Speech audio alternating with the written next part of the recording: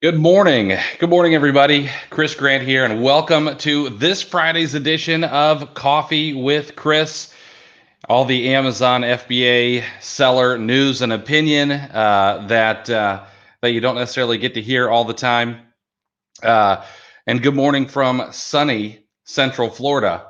Want to get started here in just a moment. Going to give everybody a minute to hop in here. Good morning, guys.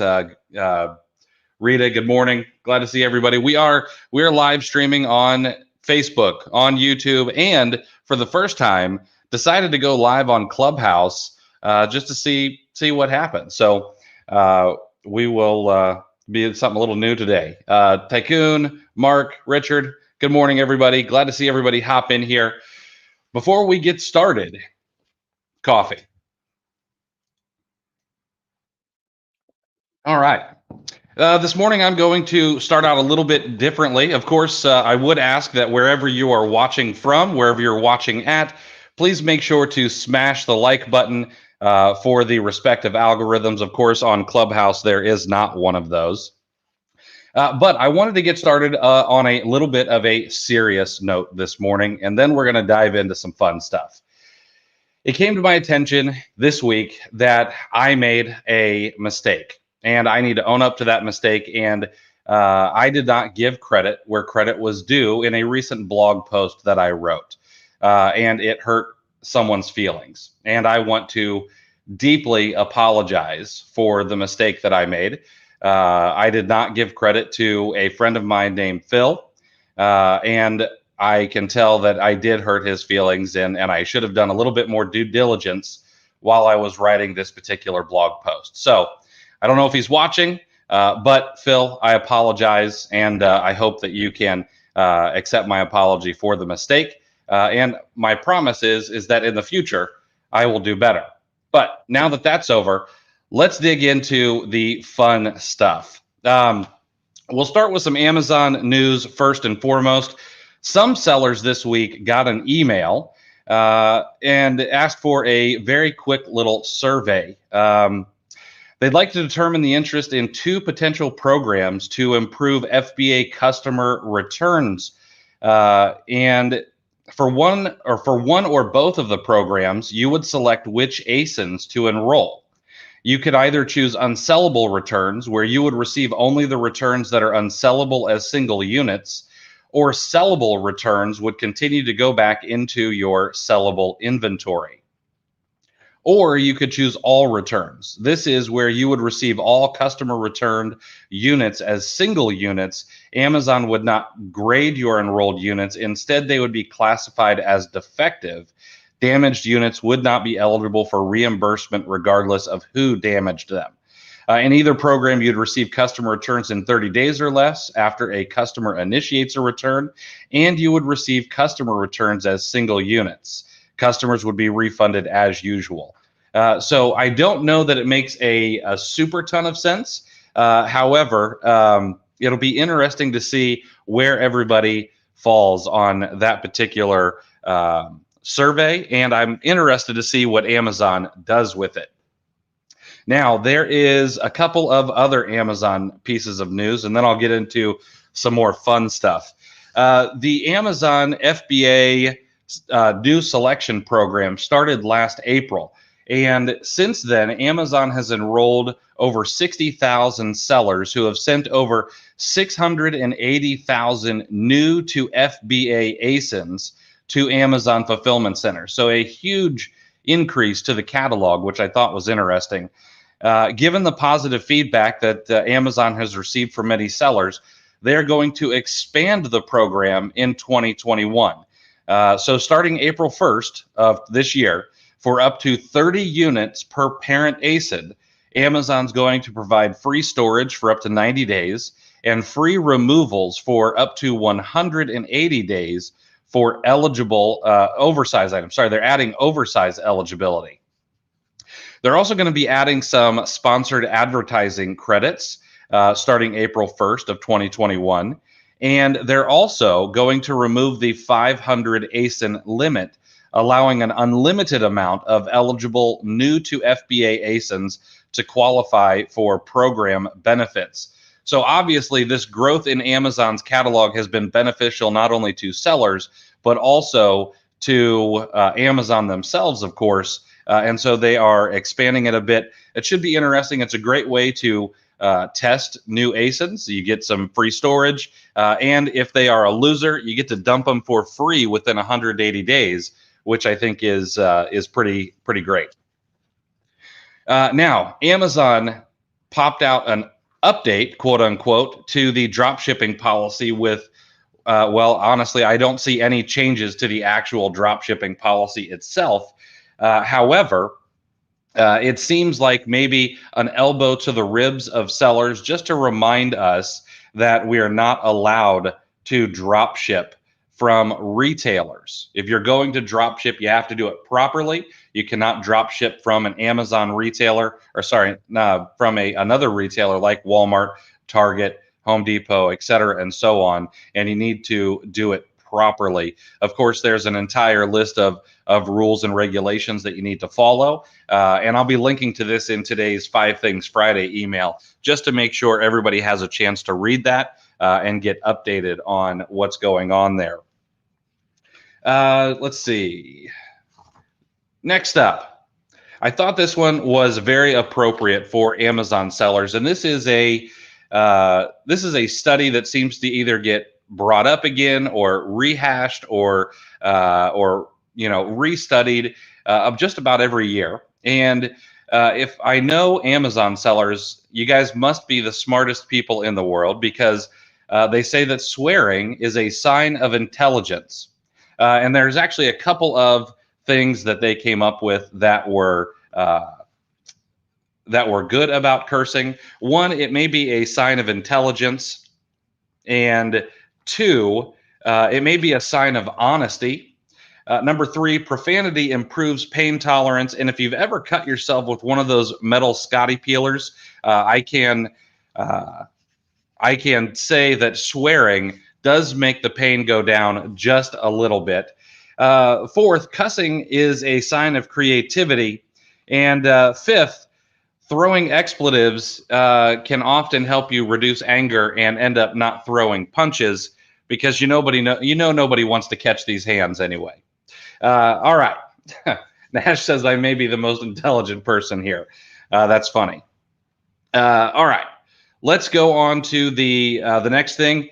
Marketplace Pulse put out a really long article, and I tried to boil it down a little bit to some of the interesting points that I found. And so I wanted to share those with you. And of course, there's going to be a link to this article in the 5 Things Friday email as well, because it is really long, very long form article. But some of the interesting points that I found are: the Amazon Marketplace added an eBay's worth of sales to its GMV this year. If you're not sure what GMV is, that means gross merchandise volume. So Amazon added basically what everyone sells on eBay. Amazon added to its already very large amount of sales on Amazon. In 2020, sellers on the Amazon Marketplace sold an estimated $295 billion worth of products, increasing their sales by $95 billion, up from $200 billion in 2019.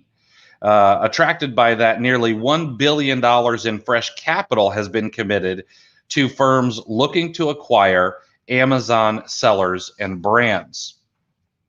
Now, if we dig a little bit deeper on the Amazon gross merchandise volume, in 2020, we talked that Amazon sellers sold $295 billion. And as a retailer, Amazon sales were $180 billion. So third-party sellers are still kicking Amazon's first-party butt. Third-party sellers increased their sales, which we talked about already. Let's see here. Gross merchandise volume, the total amount of sales on Amazon websites, including those by the company itself and by the marketplace, grew from 335 in 2019 to 475 billion in 2020. Gross merchandise volume was up 42%, while first-party sales were up 35%. and third-party volume was up 47%. 62% of Amazon's worldwide gross merchandise volume was by the marketplace, up from 60% in 2019 and 58% in 2018. For the first time in the second quarter, Amazon's fastest growing business unit was actually the Amazon Marketplace. Revenue from transaction and fulfillment fees was up by an all-time high 53% in the second quarter, indicating strong sales by the marketplace sellers. Results in the third quarter seem to match the growth rate. And confirmed, Jeff Bezos confirmed third-party sales again grew faster this quarter than Amazon's own first-party sales, which of course makes sense. Amazon gets to take some money from sellers and not necessarily have to put out money for all the inventory and stock and things like that. And Ahmed, I see your question. We will definitely take some questions at the end of all of this. So if you have questions, please feel free to drop them in the chat. For those of you who might be on Clubhouse, we can stay a little bit afterwards, and anybody wants to raise their hand, we'll bring you up on stage and we can chat for a few minutes. All right, let's talk a little bit about COVID impact on Amazon. Demand for essentials like toilet paper, hand sanitizers, paper towels, N95 masks, and thermometers reached peak in March. By the end of the year, considerably fewer shoppers were looking for those same products. What's interesting is in March, 46 out of the top 100 most searched keywords on Amazon were essentials related. The figure decreased to just 3 of the top 100 in December. As the overall Amazon marketplace gross merchandise volume, we're going to move on to some seller information now. As the overall Amazon marketplace gross merchandise volume expands, top sellers represent a shrinking percent. More of the sales come from a broader set of sellers than the top sellers, outpacing the rest. So the data indicates that it's actually getting harder for larger sellers to continue growing because it is getting easier for new sellers to start selling. And you might recall that we talked last week a little bit about the number of new sellers in the month of January. Had been reported that 75% of those were Chinese sellers. That still leaves 25% in their native marketplaces. However, because it's getting easier, larger sellers are having a little bit of a harder time. Now, just 850 sellers were responsible for 10% of Amazon's worldwide volume. But more than 38,000 sellers were responsible for 50%. And finally, more than 360,000 sellers were responsible for 90% of the volume. The size of each percentage bucket has not remained consistent over the years either. The number of sellers it takes to contribute 10% is growing faster than the number of sellers contributing 50%. It takes more of the top sellers to result in 10% of volume, which I think is an interesting fact and goes to show that I don't believe that the marketplace is saturated quite yet. Now, the majority of sales volume on the Amazon marketplace comes from sellers that have been on it for years. That signals the controlled churn and high longevity of those businesses. At the same time, new sellers bring incremental growth. They are not necessarily just replacing past ones. In other words, the marketplace is not saturated because new sellers are finding new opportunities to grow. So I think that's a little bit of good news coming out of 2020. A couple of other things that I found interesting. They did a study and found the top 10 cities with the most sellers. Coming in number 1 is Miami, Florida. Second is Brooklyn, New York. Third, Los Angeles, California. Fourth, Houston, Texas. Fifth, New York, New York. Sixth, Las Vegas. Seventh, Orlando, Florida. Eighth, San Diego. Ninth, Chicago. And finally, Dallas. Now, there are 3 states. Let's see here. Florida, New York, and Texas all have 2 cities on that list And California. Sorry, San Diego, Los Angeles. So 4 states have 8 of the top 10 cities on Amazon for sellers, which I thought was fascinating. And then finally, some information came out of the FTC investigation into Amazon. And Amazon released what their first party percentage of sales are compared to third party sales in several categories. So, in consumer electronics, first party sales is 43%, while Amazon's private label brand does 3%, and third party sales are at 57%. The biggest category that I was surprised by was beauty. First party sales totals 35%, while third party sales is 65%, and less than 1% are actually Amazon private label products. And there are several other categories in there, things like toys, consumables, books, and soft lines. And I will share that article in this week's newsletter as well. All right. Let's see here. Amazon Prime membership. I stated this information incorrectly the other day. I can't remember where I was speaking or who I was talking to, but I said I thought the number had reached 132 million. However, a Consumer Intelligence Research Partners data shows that as of December 31st of 2020, there were 142 million Amazon Prime shoppers, and 52% of those actually had an annual membership, which is up from 49% just 3 months earlier. And the reason I find that is good news is that those those buyers have locked in for a year, and they're going to be getting comfortable with the Amazon ecosphere, whether that's Amazon Prime Video or buying more and more items from Amazon itself. So that should be good news for third-party sellers. For the first time in 4 years, the percentage of annual memberships increased in the holiday shopping quarter. In other words, in the December quarter, new and renewing members took advantage of the lower annualized cost of a yearly membership, and with that made a longer commitment to Amazon Prime. So these new members will be around well into 2021. CIRP, the Consumer Intelligence Research Partners, they estimated 142 million. However, in the fourth quarter earnings call in January of this year, Jeff Bezos said the company had reached 150 million members. Whichever number that is, whether it's 142 or 150 million members, I think that is it's good news for sellers to have more folks around and have the chance to use those Prime benefits. Let's switch gears just a little bit and talk about Walmart. Walmart announced on Wednesday that it's going to be adding dozens of 20,000 to 30,000 square foot automated fulfillment centers in the coming years. These are either going to be in the back rooms of stores that already exist or next to those stores.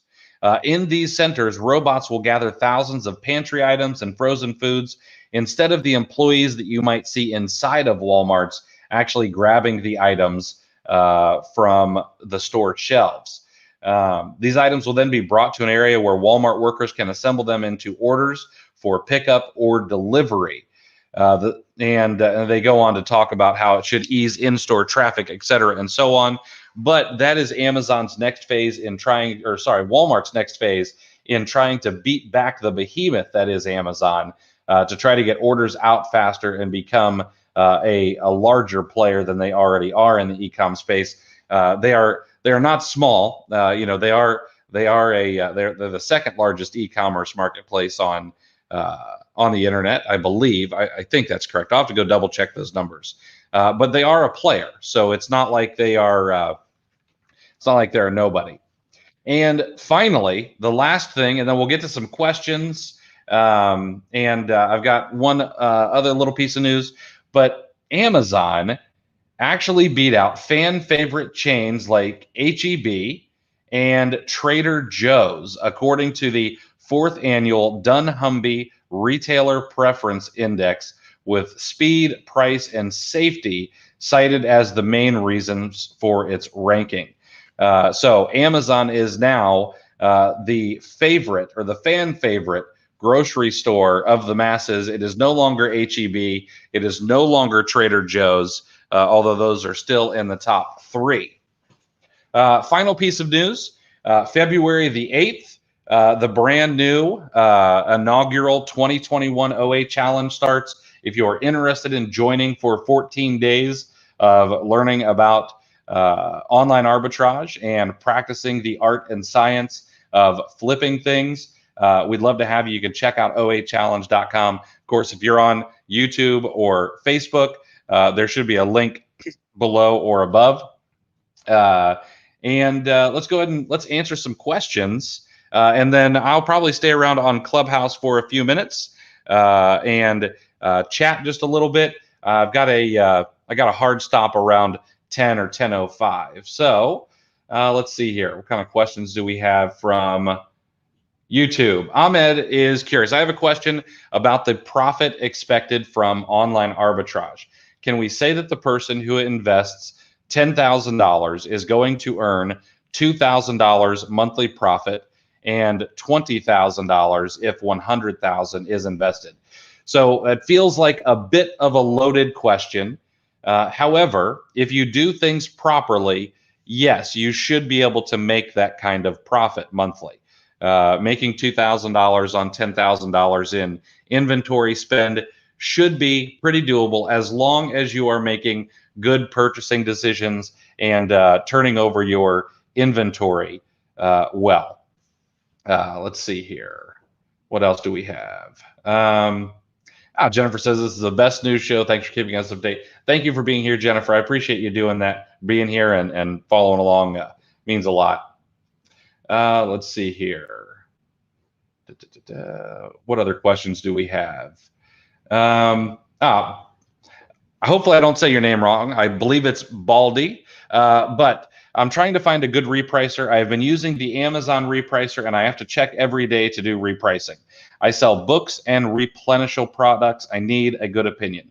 So I'm going to be honest. I use and recommend the Aura repricer. I think it's an excellent repricer. I think that the guys who have built it and are behind it are honest, and I think they have a great roadmap, and I believe in their mission. But any repricer will do. There is Seller Snap if you want pure AI. There are several others out there as well. What you need to do, what the most important thing to do with the repricer is to make sure that you learn how it works and how to properly set it up. Rules-based repricers, if you make a mistake, it can lead to your prices coming down or not doing the things that you want. And so the biggest thing of any repricer is make sure that you learn how to use them and that you know how to make the rules if they're rules-based and build those out properly. Don't skimp on the time for that. Let's see here. Israel asks, good morning. I have a question about Amazon sellers being in the same household. I thought I had heard something about that being somewhat dangerous and could possibly lead to a suspension. My son will start selling on Amazon soon, but he has always had access to our account with his devices, so would like a little bit more info before he goes ahead and starts an account. Absolutely, this is a great question. So it is what you want to do, and I'll tell you this from experience. I taught my sister-in-law how to sell on Amazon, and she lived with us for a while. So what we did is we reached out to Amazon seller support. We let them know that, hey, there is another person in the same household who's going to be selling on Amazon. We wanted to make you aware of it, make sure that it's okay. Of course, we got an email back that said, yes, that is just fine. Now, here are the rules that we implemented in my house. We shared the same internet. That was fine. However, my sister-in-law was not allowed to touch my computer, and I was not allowed to log into my Amazon seller account on her computer. Now, I didn't mess with her computer either, but what I might help her with something if she had a question, but if it was on her account, had to be done on her computer. I couldn't quickly log into her account via my computer. The other thing that we did is, of course, we made sure that she had her own bank account. We did have the same address, but everything was set up in accordance with Amazon's rules. So you will not get suspended. You just want to make sure that everything is in order. And I always like to reach out to Amazon first. That way I have something documented to show that, hey, this is what we're doing. This is what's happening. Let's see here. Mark says Aura is the best. Yeah, it really is. Their workflows are awesome. And I'm going to be doing some more videos with Dylan, who's just a good guy here pretty soon. As a new seller, Jennifer says, what is a good ROI to aim for? Well, as high as you can, obviously. But I think that 20% ROI on products to 30% is pretty good. 30% probably would be best. That way you give yourself some room for prices to fall, as they will. It's a dynamic marketplace. Nothing is static. Everything is in flux. And so having a little bit of cushion for prices to come down a little bit is always going to be a little bit better for you. Let's see here. Jack says, great content, Chris. Your Clubhouse bio is empty. I will do that, man. I appreciate that. Ahmed, thanks for being here.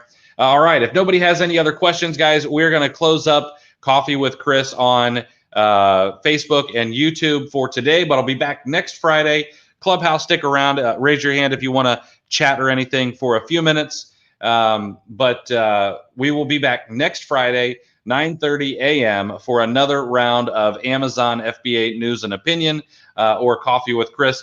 Until then, guys, stay safe.